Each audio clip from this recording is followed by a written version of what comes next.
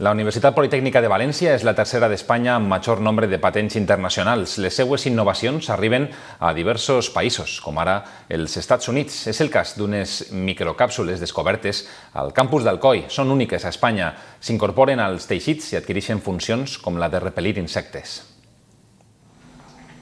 Este es uno de los laboratorios de la Universidad Politécnica de Valencia, un centro referente en toda España en cuanto a las patentes internacionales. En su sede de Alcoi destacan los inventos destinados a la industria textil. Es un tejido que contiene microcápsulas con producto antimosquito, de forma que es el propio textil el que actúa como repelente de mosquitos. Una investigación que se ha patentado en Estados Unidos. Su fin es comercializarlo en países como la India.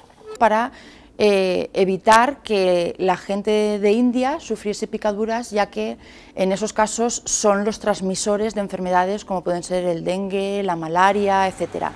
El diminuto tamaño de las microcápsulas se percibe a través de este sofisticado microscopio electrónico.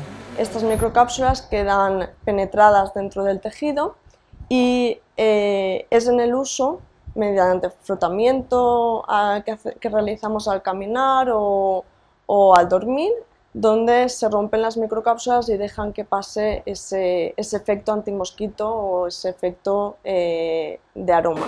Según un informe de la Fundación Conocimiento y Desarrollo, las universidades públicas valencianas ocupan el cuarto lugar en el ranking estatal de patentes internacionales. La Politécnica se sitúa como el tercer centro español con mayor número de innovaciones.